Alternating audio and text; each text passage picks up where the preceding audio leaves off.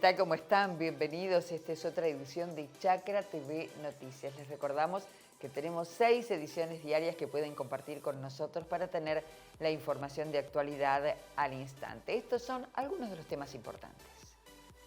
El mercado mundial de proteínas alternativas a la carne crecerá hasta los 4.400 millones de dólares en 2026. Un nuevo estudio de mercado publicado por Global Industry, titulado Alternativas de proteínas, trayectoria y análisis del mercado global, proyecta que el mercado global de alternativas de proteínas, estimado en 2020 en 2.800 millones de dólares, alcance los 4.400 millones para 2026. De este modo se verificaría un incremento a una tasa compuesta anual del 8% durante el periodo de análisis.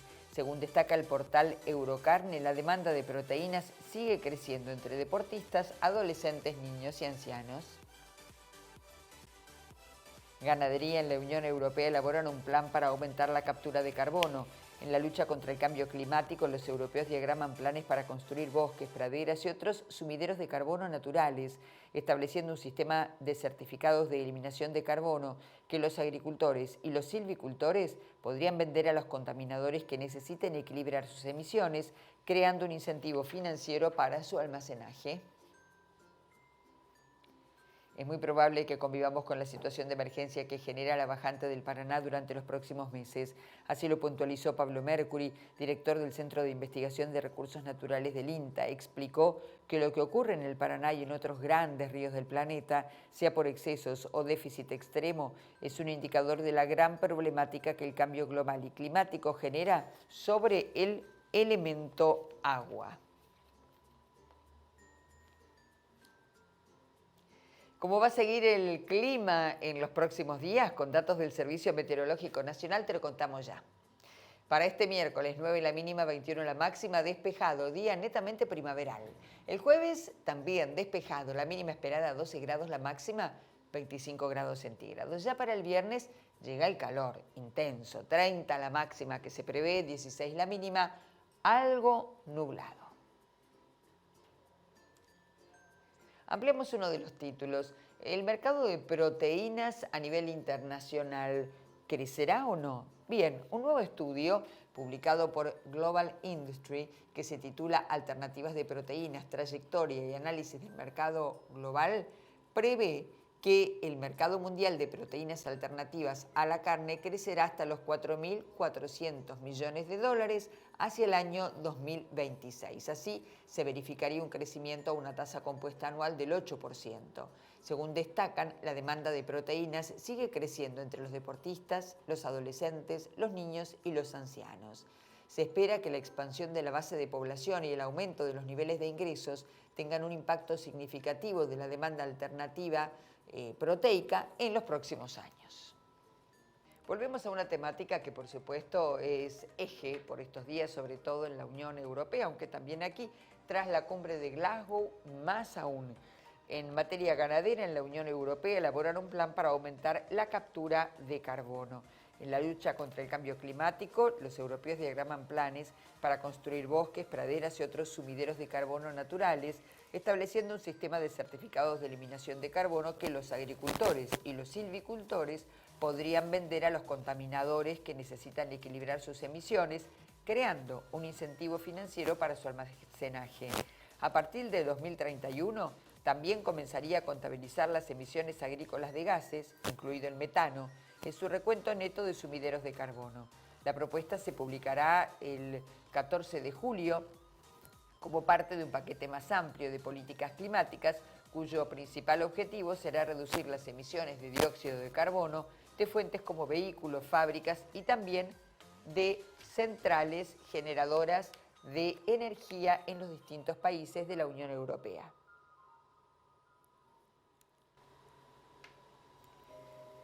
Te contamos la historia ahora de cómo una empresa familiar logró la habilitación del SENASA, fíjate. Nos encontramos en la ciudad de Uncativo, en la provincia de Córdoba, visitando un establecimiento de labor de chacinados y salazones. Esta es una empresa familiar, la cual hace un tiempo nos convocó con la intención de poder obtener la habilitación de SENASA. Y bueno, y a lo largo de este tiempo han estado haciendo las adecuaciones, tanto en cuanto a sus instalaciones como a sus aspectos documentales, logrando la habilitación de SENASA. Tengamos en cuenta que el salame es un producto tradicional de esta zona, siendo muy importante para la economía regional, con lo cual a partir de este momento todos los argentinos vamos a poder disfrutar de este producto diferenciado de la provincia de Córdoba. El emprendimiento nuestro es un emprendimiento familiar, una empresa familiar de 3 hermanos que comenzó siendo agrícola, incorporándole producción porcina y terminando en todo el procesamiento de carne, que es con fiambre. Hacemos toda la elaboración, digamos, toda la producción, desde el maíz hasta la góndola, llevándola en salames o en salazones al consumidor final. Hace 2 años estamos con SENASA y bueno, mancomunadamente estos 2 años sí han sido de un ida y vuelta tremendo con todas las habilitaciones. Hoy ya contamos con una habilitación para exportar. Somos las primeras plantas acá en la zona para poder exportar. Como objetivo la empresa tiene un porcentaje para exportar de venta y ya contamos con un destino que es Bolivia con la habilitación, siguiendo después en la región.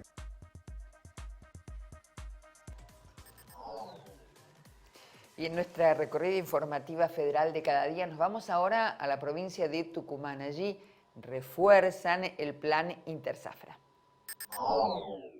Todos los años, al terminar las cosechas de nuestras economías regionales, llámese de la actividad sucroalcoholera, de la caña de azúcar, la actividad del limón y también del sector alimenticio, y mucha gente queda sin trabajo hasta el año próximo. Y en ese sentido hay un programa nacional y provincial que es el Interzafra. La Nación ya asignó un monto para cada uno de los trabajadores de 10.000 pesos. Nosotros este año hicimos un aporte de 2.500 pesos para cada trabajador, es decir que el valor del Interzafra se iría a 12.500 pesos. La idea es que se pueda llegar al salario mínimo vital y móvil, a un monto parecido, complementando con esta cifra provincial y con una tarjeta alimentaria que se está gestionando también con Nación, que se va a cobrar a partir del mes de enero. Nosotros estamos agradecidos de esta actitud que ha tenido el gobierno de la provincia, principalmente porque es la primera vez, ¿me entiende?, que se da una situación así, que el gobierno se haga cargo de una parte de la ayuda que le están dando a los trabajadores. La provincia hizo mucho esfuerzo el gobernador para que hoy rubriquemos la firma de este complemento, que gracias a Dios van a recibir todos los trabajadores que estén en el Interzafra. Queremos agradecer y bueno, en esto vamos a seguir todos los gremios bregando para la mejora de los compañeros trabajadores de la provincia. La provincia hizo un gran esfuerzo, 2.500 pesos por trabajadores, y parecería una cifra pequeña, pero si nosotros lo multiplicamos por casi 28.000, 30.000 trabajadores, estamos hablando que la provincia de Tucumán está aportando más de 70 millones de pesos por mes durante 3-4 meses que dura el Interzafra. Como siempre, gracias a nuestros televidentes, lectores, oyentes, dependiendo del medio que se trate, en la plataforma de medios agropecuarios Chacra. En este caso, muchas gracias a Roberto Besato. Pasamos ya la información que nos proporciona de suma utilidad, por supuesto, desde Río Tercero. Nubosidad en este momento, soplando el pampero, fresquita la mañana después de las lloviznas de ayer. Continúa con normalidad la siembra de soja de la campaña 21-22. Gracias, Roberto Besato. Saludos a todo Río Tercero. Seguimos con la información. Horacio Esteban, conductor del ciclo Portal Agropecuario, conversó con la licenciada Speroni, naturalmente licenciada en Economía, acerca de la importancia que tiene hoy la logística para el sector agropecuario. No dejan de lado el tema hidrovía. Las cuestiones que tienen que ver con la economía, que tienen que ver también con la agroindustria, con toda esa fuerza productiva de nuestro país, las abordamos habitualmente con la licenciada Iris Speroni, que es economista, nuestra economista de cabecera. ¿Cómo le va, Iris? ¿Cómo anda? ¿Qué tal? ¿Cómo va? Todo muy bien, gracias a Dios, todo muy bien. Hoy escuchaba algunas cuestiones que tienen que ver con el tema de lo que son las exportaciones en la Argentina, ¿no? Lo que tiene que ver la cuestión de lo que nos pasó con el río Paraná, pero también lo que nos pasa cada vez que hay un cuello de botella respecto a nuevas campañas, sea ya de soja, de maíz o de trigo, como a veces incluso hasta están mal todo lo que son los accesos a los puertos, ¿no? Y quería, bueno, conocer un poquito su opinión. ¿Usted cómo está viendo esto? ¿Cómo está viendo el ejemplo del exterior? ¿Cómo se puede hacer para que Argentina de una u otra manera mejore este corazón que tiene latiendo permanentemente y que es en definitiva el que nos da vida? Así es interesante porque en este momento que está la reunión de Glasgow por el supuesto calentamiento global, esto ya lo hemos hablado, así que no voy a abundar, pero pareciera que es la oportunidad que varios estados toman para revisar sus políticas en general.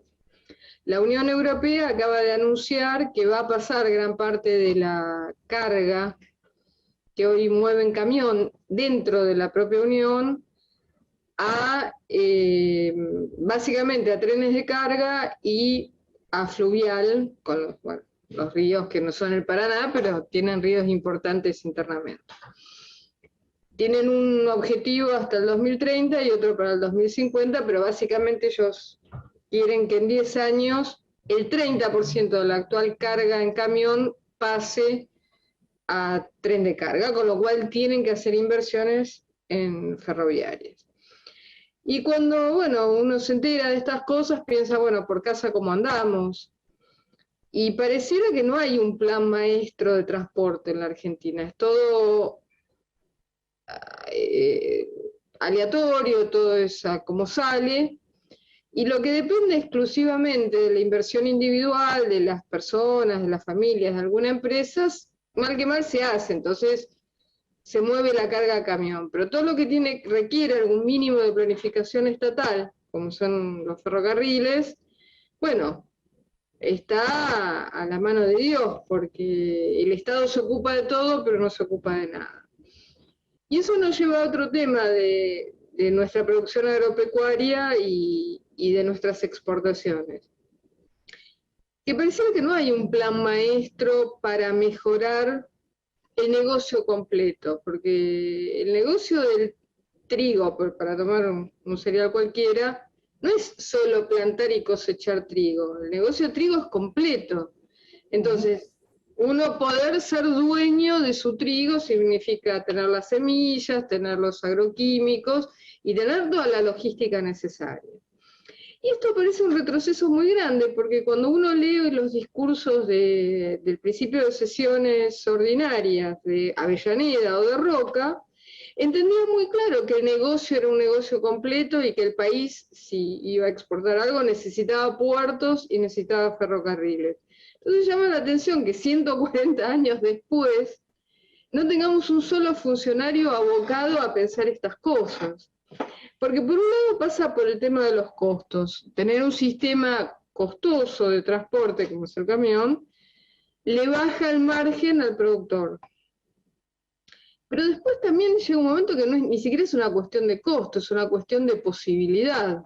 Uno no tiene la forma de sacar determinada producción de algún lado y entonces desiste de hacer eso. Voy a dar un ejemplo que me dio alguien de una empresa muy, muy grande de elaboración de alimentos en la Argentina. Hicieron una inversión muy interesante en nuevas variedades de tomates en San Juan. Sedujeron a la gente del Ministerio de la Producción de la provincia, consiguieron créditos para riego y para cambiar de plantaciones. Anduvo todo bárbaro. Bueno, discontinuaron el ferrocarril y por camión no es más rentable. Entonces, bueno, abocaron la producción a destinos alternativos o bajaron los volúmenes de producción. Entonces, creo que tener gente capaz al frente de transporte y armar un plan maestro de qué vamos a producir, qué vamos a exportar y cómo vamos a mover los insumos y los productos, creo que tiene que ver con una planificación muy elemental y muy básica de las necesidades de una nación. Y sobre todo, y con esto, sí. también forma parte de ejes que la política tendría que fijar si no tuviésemos un país tan alocado, si no tuviésemos un país tan complicado, tendrían que formar parte de los 4 o 5 ejes que la oposición y el gobierno, sea cual fuera, se tendría que fijar para que Argentina pueda mirar 30 años para adelante. Absolutamente, y eso es lo que nos está faltando. Pero si uno piensa un poquito, en los últimos 20 años, sin irnos más para atrás, en lo que va del siglo, ¿quiénes fueron los secretarios de transporte? Bueno, y ahora ministro. No hay un solo profesional del tema. Digamos, ni hablar con el kirchnerismo, que tuvo una persona que era ministro de Educación de Santa Cruz y que fue procesado y condenado, bueno, por el desastre que hizo con los ferrocarriles. Y bueno, Randazzo, que volvió eficiente el sistema de transporte de personas después del desastre de Once. Y después Macri tuvo un señor que tenía una concesionaria de autos y, bueno, puso bicicletas en la capital federal. Entonces, está bien, si uno puede ir a cualquier ministerio de salud, de educación, es todo lo mismo, pero dado que estamos hablando de transporte, tener gente que sepa del tema y armar un plan a largo plazo en vista a servir lo que debería ser el objetivo del desarrollo del país. Sí, sobre todo porque venimos de una década de los 90 donde ramal que para, ramal que cierra, donde se privatizaron todas las líneas en aquel momento y muchos de los servicios públicos, y lo único que conllevó eso fue a traspolar esa población y ponerla en el conurbano, en el Gran Buenos Aires, obviamente con el desarraigo, con la falta de trabajo, y por el otro lado, con un fortalecimiento del sector camionero que hoy no sé cómo esa madeja cómo se desanuda, ¿no? A mí me parece, digamos, lo que yo haría en planificación es volver a invertir en ferrocarril. Hay que pensar que lo más caro del ferrocarril ya lo tenemos, que es la propiedad de la tierra donde corre el ramal. Después el resto son instalaciones. Habrá que instalar todo nuevo si está muy deteriorado, pero uno no tiene que comprar tierra para armar la traza. Así que lo más caro del ferrocarril lo tenemos. Aún lo que está concesionado hoy son concesiones, no es que el Estado perdió la propiedad del ferrocarril. Sí, incluso entonces, no sé cómo está hoy el Belgrano Cargas en todo ese proceso de modernización de nuevo. No, se anunció mucho y se hizo poco. De hecho, el presupuesto del año corriente en obras de ferrocarril era mínimo. Y lo poco que había estaba destinado a ferrocarriles de pasajeros, a transporte de pasajeros. Entonces, creo que invertir en esto tiene varias consecuencias. Una, bueno, por supuesto repoblar, pero también si uno puede hacer todo el trabajo de metal mecánico el posible dentro del país, es todo el trabajo de proveer a la obra civil del ferrocarril. Y después un ferrocarril que anda emplea gente, y emplea gente distribuida por todo el país. Y el tema más importante es que abarata la logística de cualquier producción. La Argentina es un país muy grande, con lo cual, aún para el consumo doméstico, aún si no pensáramos en exportar, abaratar los costos de logística es clave. Y también convengamos que de a poco ese ferrocarril fue perdiendo eficiencia y la burocracia la fue matando, y algo que de pronto salía de San Juan llegaba 4 o 5 días después, cuando de pronto ya no servía, ¿no? Bueno, cualquier sistema de lo que sea que durante décadas uno no reinvierte y uno no lo tiene a punto con la tecnología moderna y uno deja de hacer mantenimiento, obviamente todos los estándares de servicio se van deteriorando. Eso es inevitable. Pero si uno invierte, lo pone moderno, y tiene estándares de servicio que es exigente con los mismos, no hay razón para que eso no vuelva a funcionar. De hecho, Estados Unidos mueve el 40% de su carga interna en camión. Sí, lo que ocurre es que si volvemos de nuevo a lo mismo, ¿no? Si no es una política de Estado estratégica, va a pasar que un día alguien por interés diga, no, vamos a dejar caer a los ferrocarriles porque tenemos que volver a beneficiar al transporte de camión, y se lo deja caer y volvemos de nuevo a lo mismo. Argentina tiene un problema de espasmo brutal. O sea, hoy vamos para la derecha, mañana vamos para la izquierda, pero con una total liviandad, en función también muchas veces de los intereses externos, ¿no? Así es, pero si uno quiere empezar a construir un país, tiene que empezar a armar estrategias con ese objetivo. Y a mi entender, el ferrocarril es una parte constitutiva de la nación. Creo que si no tenemos ferrocarril, es como que perdemos la espina dorsal de la nación. Y de hecho creo que ha quedado claro, porque hace ya varias décadas que no tenemos ferrocarril y todo se va desmoronando. Ahora, la producción empieza en el campo, viene en traslado, camión, ferrocarril, llega a los puertos. Hoy el tema de la hidrovía volvió a quedar en un cono de sombra, no se sabe en qué estado está, más allá de las últimas medidas tomadas por el gobierno. ¿Qué opinión tiene sobre el tema de la hidrovía? Algo fácil, ¿no?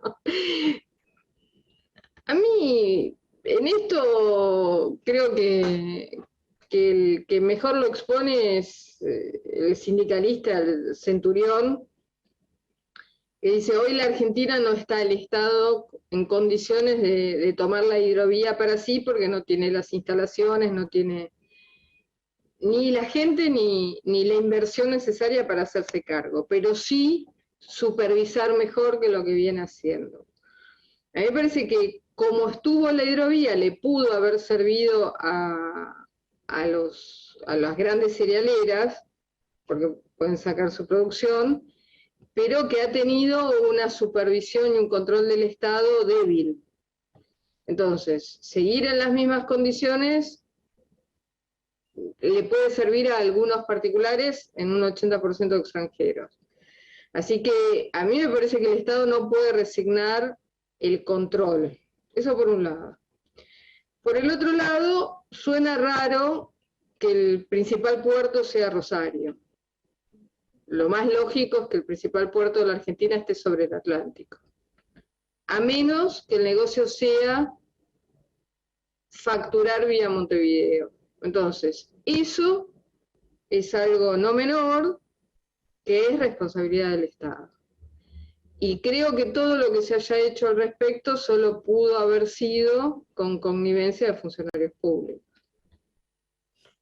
Porque Argentina ha entrado en un deterioro tan grande. A veces uno lo ve por la cuestión cotidiana, ¿no? Por lo que le pasa a los ciudadanos, por la pobreza. Pero una pobreza que si uno la diversifica, va por la falta de trenes, va por la falta de una flota mercante de bandera nacional, va por falta de aviones, va y va y va y va.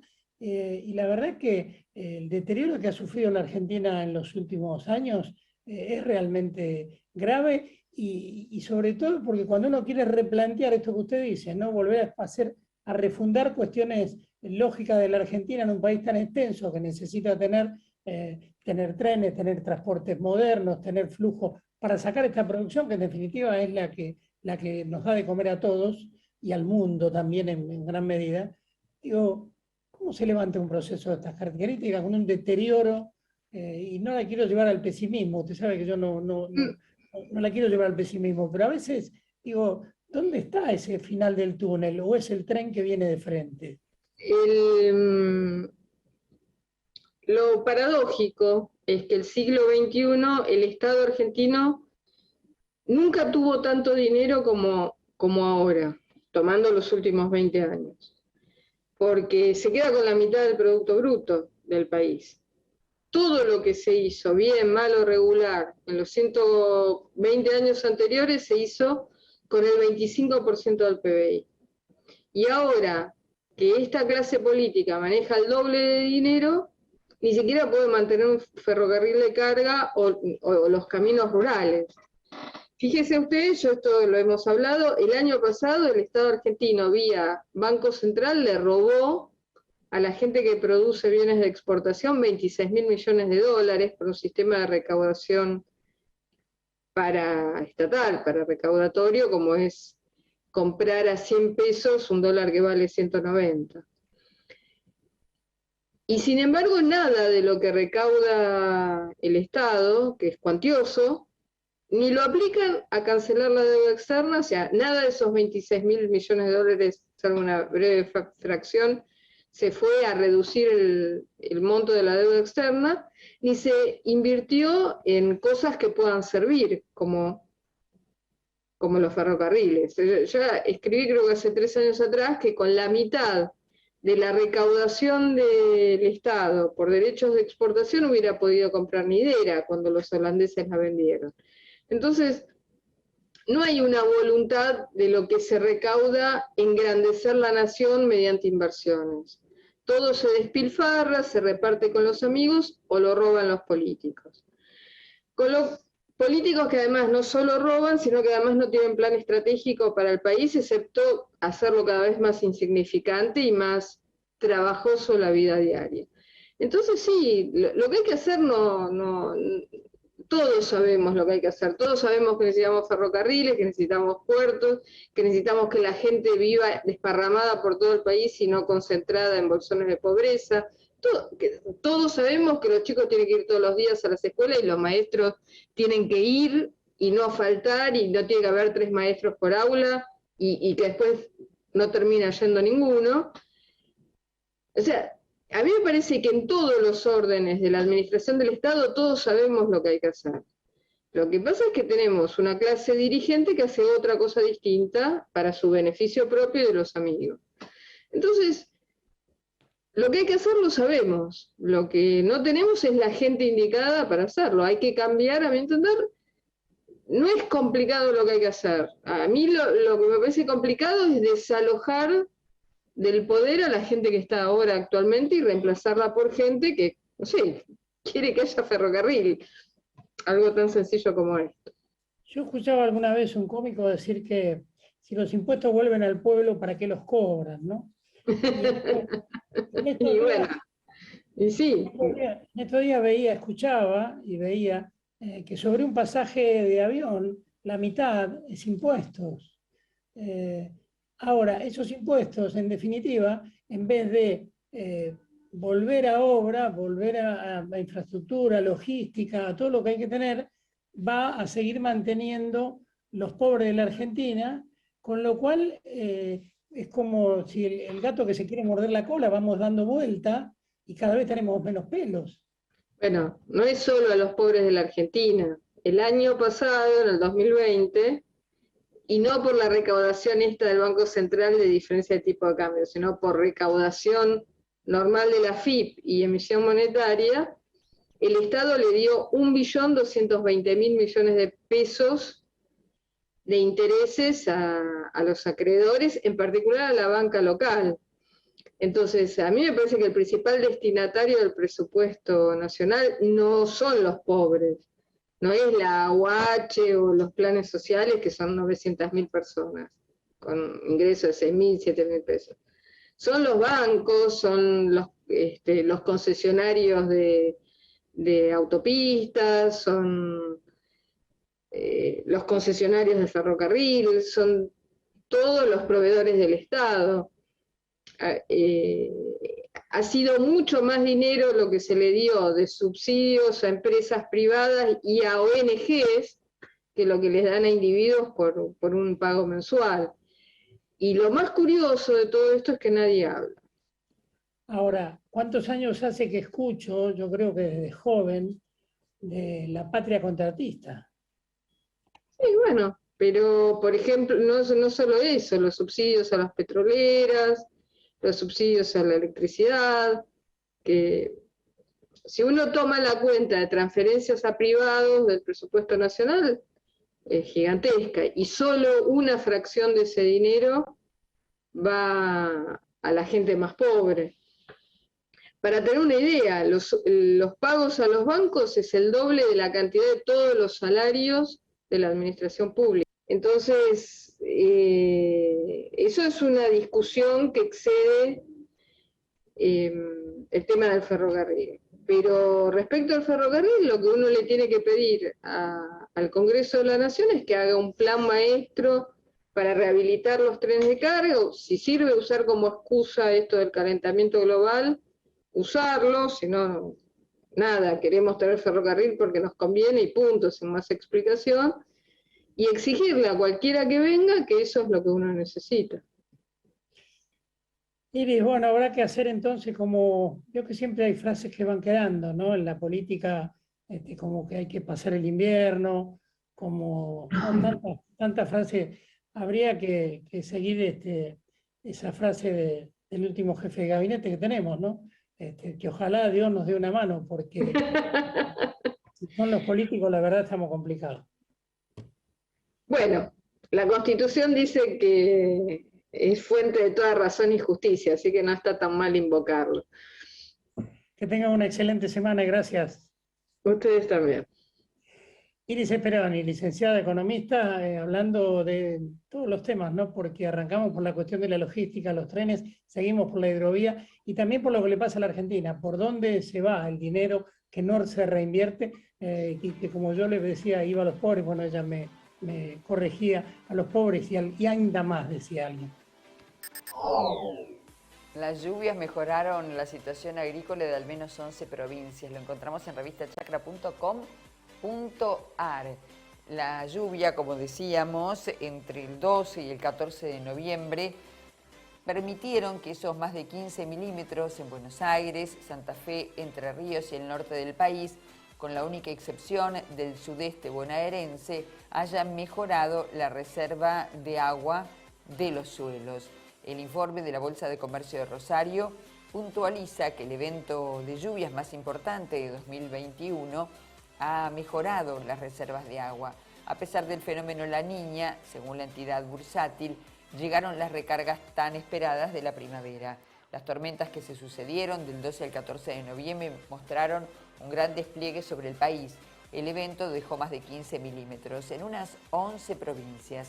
Alcanzaron también a Chubut, a Río Negro, a casi toda La Pampa y gran parte de Buenos Aires. El evento cubrió por entero también a Santa Fe, Entre Ríos, Chaco, Formosa y Corrientes. En Córdoba solamente la franja este es la que superó los 15 milímetros, en Santiago del Estero también la franja este, y 4 focos de lluvias con más de 45 milímetros en La Pampa, Río Negro, concretamente en General Hacha y Río Colorado, con casi 60 milímetros, el noroeste bonaerense, por ejemplo en Villegas hubo más de 90 milímetros, el centro-sur de Santa Fe, en Pujato hubo 68 milímetros y en Chaco, ya en Las Breñas, hubo más de 120 milímetros.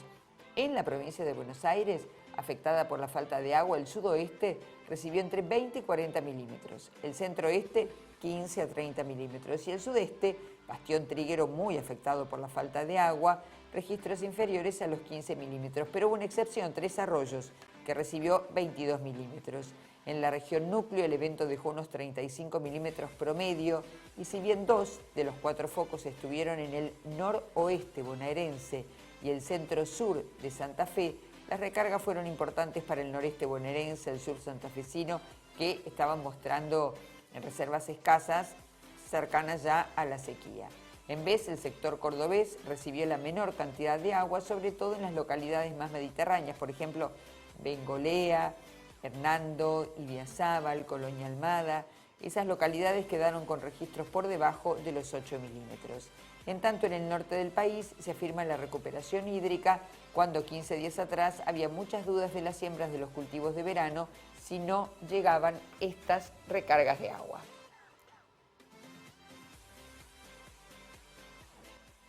Hacemos una pausa, enseguida volvemos.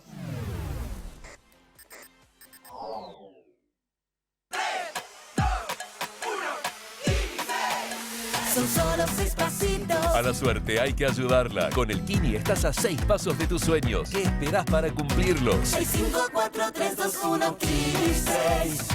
Próximo pozo, 825 millones de pesos. Matbarrofex. Trabajamos para proteger las transacciones y transformar el mercado de capitales. Sabemos muy bien el esfuerzo que hacen miles de argentinos que trabajan e invierten en nuestra tierra. Y queremos estar ahí para acompañar e impulsar su negocio, haciendo que su día a día sea más fácil. Si el campo evoluciona, evolucionamos todos. Galicia, siempre junto al campo. ¿Sabías que la producción ganadera argentina reduce de manera natural la emisión de gases de efecto invernadero?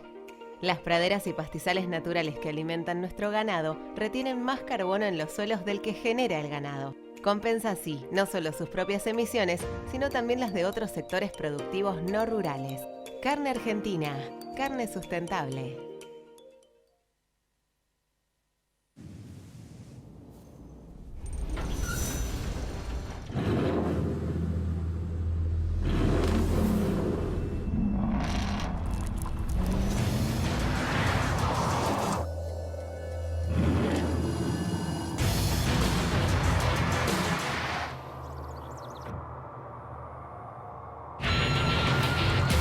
Amarok V6, la más indomable de las Amaroks. Volkswagen. Rotoenfardadoras Mainero, un negocio redondo, alta capacidad de compactación, gran productividad y el mayor rendimiento, con atador de hilo y red y sistema de cúter o tradicional. Hable hoy con su concesionario Mainero, tenga el mejor equipo, los mejores rollos y cierre un negocio redondo. Mainero.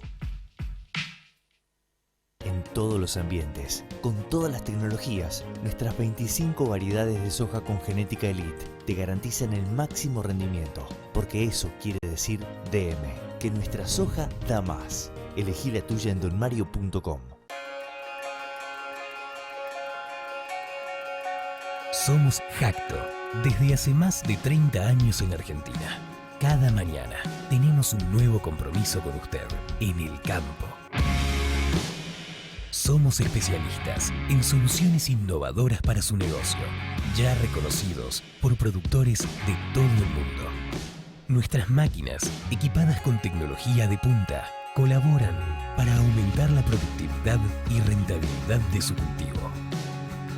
Nuestro lugar es y será a su lado siempre, porque nacimos y evolucionamos, oyendo, mejorando y creando nuevas formas de ayudar al profesional del campo. Estamos aquí por usted, hoy y todos los días que vendrán. Jacto, nuevos tiempos, nuevas soluciones. Son solo 6 pasitos. A la suerte hay que ayudarla. Con el Kini estás a 6 pasos de tus sueños. ¿Qué esperás para cumplirlos? 6, 5, 4, 3, 2, 1, Kini 6. Próximo pozo, 825 millones de pesos.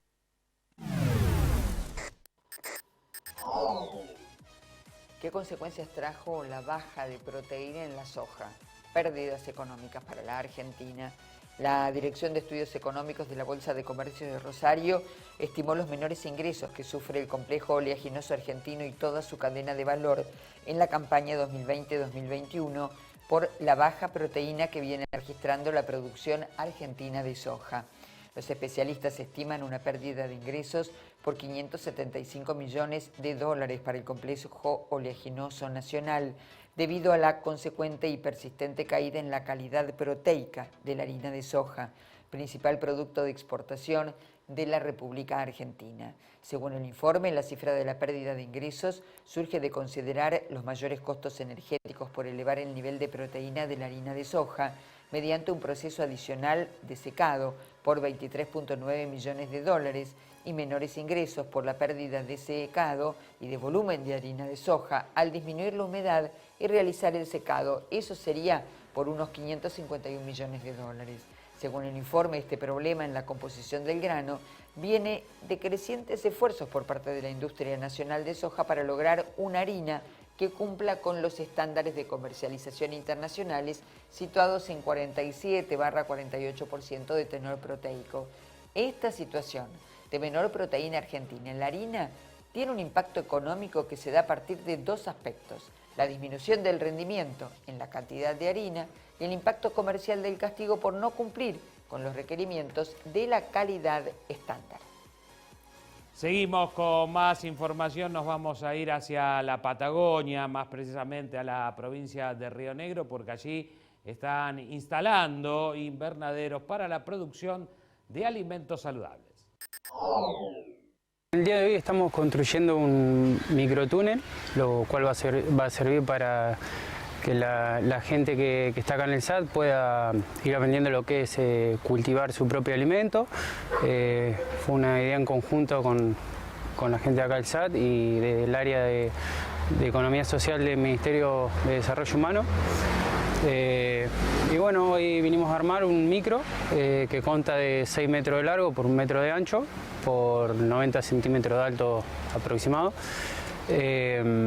El cual da la posibilidad en este formato de poder ventilarlo, ya sea levantar o bajar el nylon, lo que nos facilita el cultivo adentro, ¿no? En esta oportunidad se trata de la construcción de un microtúnel que será ubicado dentro de nuestros hogares de protección, de uno específicamente, que tiene como fin poder mejorar la alimentación y que esos alimentos justamente se utilicen para la comida que se sirve todos los días a las personas que se encuentran eventualmente alojadas aquí.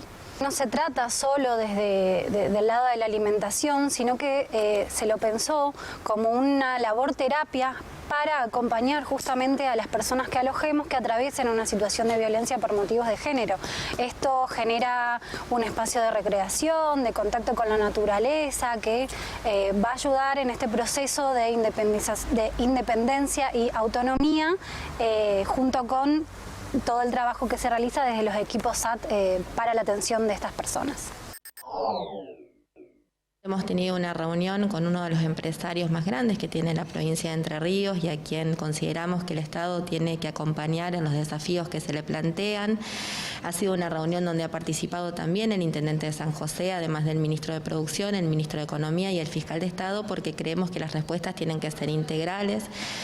Lo que compartíamos con Raúl como titular justamente de las Camelias es la importancia que tiene generar trabajo genuino en nuestra provincia, acompañar a aquellas empresas que generan este tipo de trabajo y lógicamente los desafíos de la infraestructura para que puedan crecer, para que puedan desarrollarse, las líneas de acceso al crédito que se han planteado también con el Versa, en torno justamente a esto, que cuando las empresas avanzan, cuando generan trabajo genuino, avanza también la provincia. La agenda que nos proponen los empresarios entrerrianos es seguir creciendo.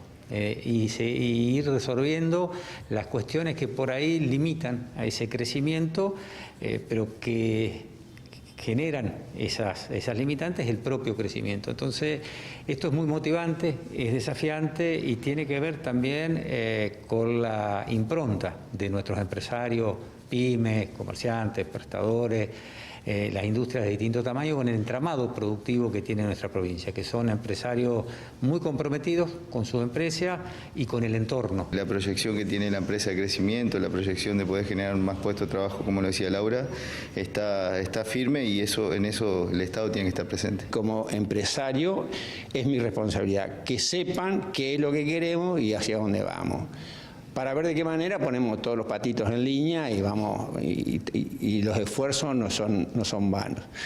Me voy con una promesa que seguro van a cumplir de hacer las obras de infraestructura que nosotros estamos necesitando para poder ampliar nuestra planta y prepararnos para un futuro que se viene, que está ahí a la vuelta de la esquina y que lo vamos a necesitar en bien de toda la gente que tenemos. Información que acaba de ocurrir en este instante. El jefe de gobierno porteño, Horacio Rodríguez Larreta, flexibilizó el uso de barbijos en jardines de infantes y escuelas primarias del primer ciclo. Esto es del 1º al 3er grado. El anuncio lo hizo en el día de hoy. Pasamos a otro tema y tiene que ver con una cuestión omnipresente y es la cuestión climática o la cuestión de la logística. En este caso es la situación del río Paraná. Es muy probable que convivamos con la situación de emergencia que genera la bajante del río durante los próximos meses. Lo reiteró Pablo Mercury, director del Centro de Investigación de Recursos Naturales del INTA, quien explicó que lo que ocurre en el Paraná y en otros grandes ríos del planeta, sea por excesos o déficit extremo, es un indicador de la gran problemática que el cambio global y climático genera sobre el elemento agua. Los cambios generan impactos más pronunciados y prolongados que los provocados por los forzantes climáticos interanuales, como la alta influencia en nuestra región y originados en el Pacífico ecuatorial, el Niño o la Niña, que se comportan alivianando o agravando esos cambios. Por eso es importante replantear, priorizar y focalizar en cada territorio y sistema de producción estrategias innovadoras para el uso y la gestión eficiente del agua. Así lo puntualizó uno de los expertos en la temática del Instituto Nacional de Tecnología Agropecuaria.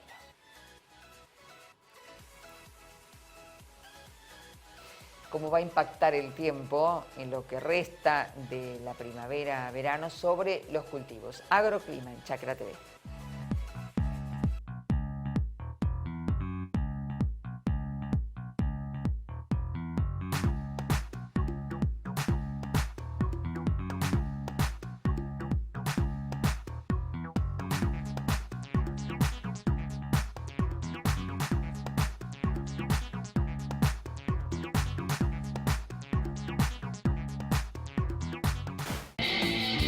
Hay un equipo que está acá, que cuando más lo necesitas, estés donde estés, vayas donde vayas, está siempre cerca tuyo. Yo soy de ese equipo.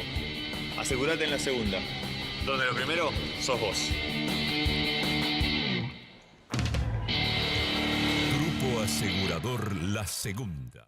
Veamos la tendencia climática para el último trimestre del año, octubre, noviembre, diciembre. El pronóstico de precipitación nos indica mayores chances a registrar un trimestre más seco de lo normal sobre la región del litoral, este de Buenos Aires y oeste de Patagonia.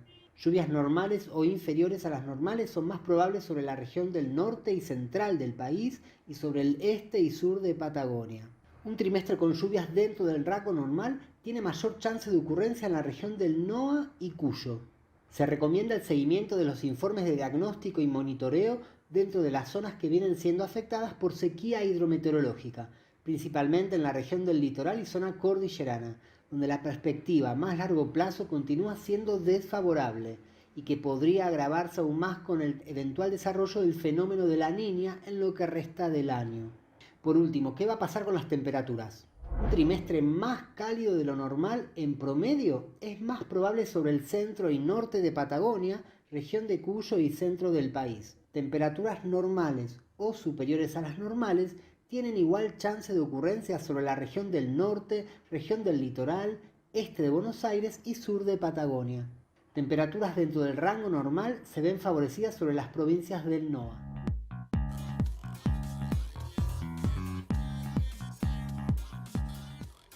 ¿Cómo será la agenda del agro? Ahora, después de las elecciones, en agritotal.com pueden tener el detalle. Señala que la Cámara de Diputados convocó 8 reuniones de comisiones para avanzar con diferentes proyectos de ley antes de que pierdan estado parlamentario. Hay varias iniciativas que están vinculadas al agro y al ambiente.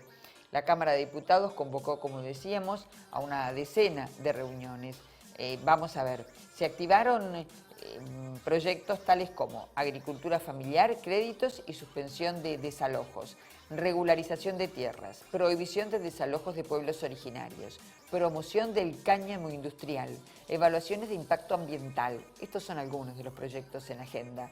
El oficialismo aspira a lograr su sanción antes del 30 de noviembre, que es cuando termine el periodo ordinario, evitando de esta manera que pierdan estado parlamentario y aprovechar la actual conformación de la Cámara. Sin embargo, existe la posibilidad de que se extiendan las sesiones ordinarias, pero ya con temario abierto, hasta el próximo 10 de diciembre, fecha en que efectivamente asumen los nuevos diputados. Esto da lugar a nuevas chances para su tratamiento. También entró formalmente el régimen de fomento al desarrollo agroindustrial federal inclusivo, sustentable y exportador, un mes y medio después del anuncio. La iniciativa fue girada a las comisiones de Agricultura, Ganadería y Presupuesto y Hacienda con miras a lograr un tratamiento express que tendría que ser antes de fin de año. También están en agenda los proyectos de régimen de presupuestos mínimos de protección ambiental en materia de evaluación de impacto ambiental, el procedimiento de evaluación ambiental estratégica, el Fondo Fiduciario Público de Crédito para la Agricultura Familiar, la suspensión de desalojos a los agricultores familiares y la prórroga a la emergencia de la propiedad a las comunidades indígenas. También la actualización del valor de los montos de las sanciones a la ley de residuos peligrosos, el marco regulatorio para el desarrollo de la industria del cannabis medicinal y el cáñamo industrial y los presupuestos mínimos de protección ambiental para la gestión integral de los neumáticos fuera de uso. Y a ustedes les recordamos ya cómo va a seguir el tiempo en los próximos días. Los datos son del Servicio Meteorológico Nacional. Miércoles, despejado, 9 de mínima, 21 de máxima. Un día primaveral, precioso. El jueves, también despejado, 12 la mínima, 25 la máxima. El viernes empieza el calor, algo nublado, 16 la temperatura mínima esperada, 30 grados centígrados la máxima pronosticada. Como siempre, gracias por acompañarnos y hasta cualquier instante.